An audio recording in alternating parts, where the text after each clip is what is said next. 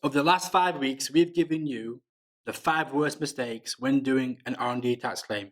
These mistakes are the ones that have been identified by HMRC, and they teach their officers to look out for when they're reviewing the people's R&D tax claims. I know your accountants are busy. I know your business owners are busy. So what I've done is I've summarized those 5 episodes into one beautiful video. And because I'm nice, I put the links in the description below.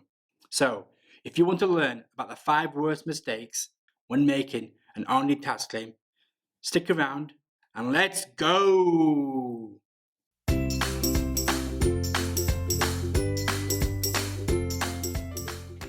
Welcome to the R&D Tax Show, where we help accountants, tax advisors and their clients claim R&D tax relief. Mistake 1 is restricting all subcontractor costs to 65%. You can watch this short snippet here from episode 1. Let's go back in time.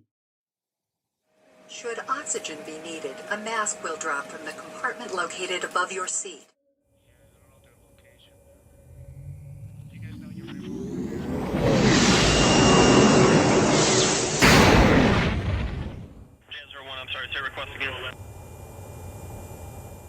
So what's the mistake? Well, if you apply this 65% cap to a claimant that's connected to a subcontractor, you're going to either overstate the claim or understate the claim. By overstating, obviously if HMRC catch you, you're in big trouble, and any overclaim costs or relief received by your client has to be repaid, and that look crap between you and your client. If you understate your claim, well, you're just not claiming enough for your client. R&D tax providers do not usually talk about the connected rules, and for this reason, it's missed. I'm not making this up because HMRC have written down that this is an area of R&D tax where a mistake is made. If you want to watch the rest of the episode, the link's in the description below. Mistake number 2 is when a company claims under the SME tax relief scheme, whereas it should be under RDEC. Check this out. So why is it important for you to know the second worst mistake? Because it has a massive impact on you and your client. If you mess things up, your client will be enraged.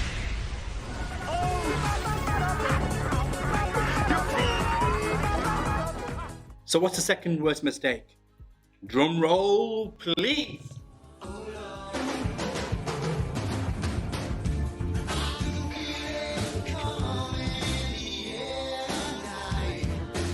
Well, that was a bit over dramatic. Oh well.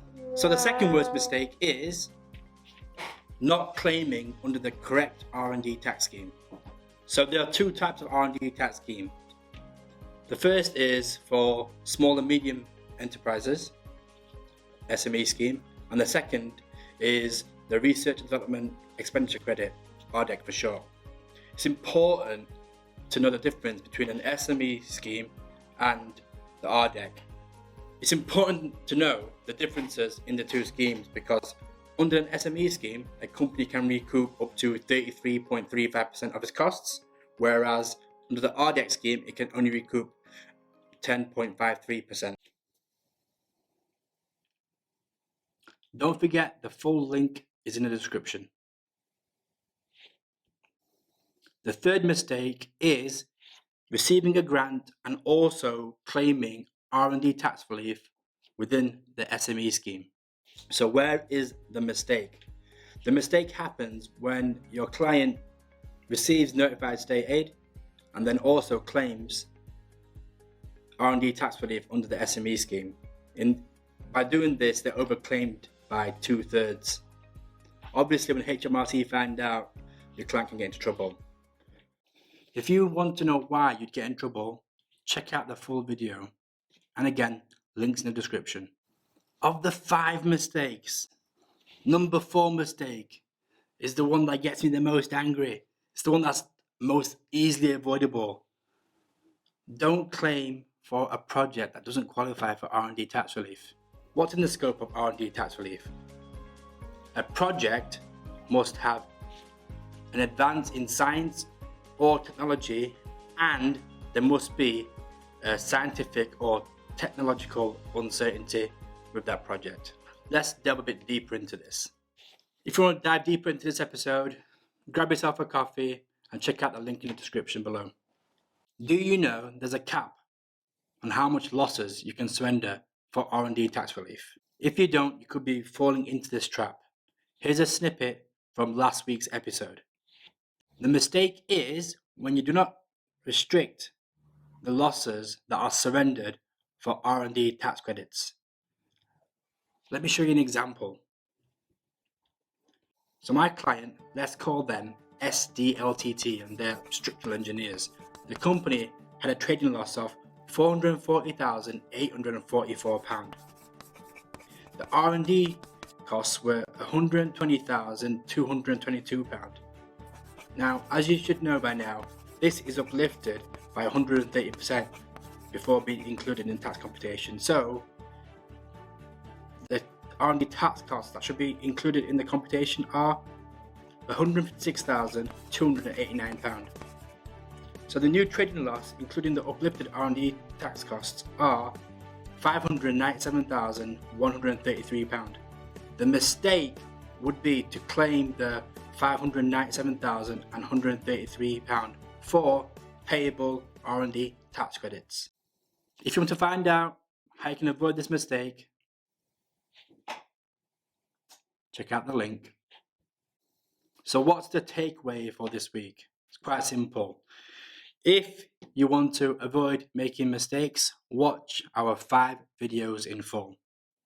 All the links are in the description below.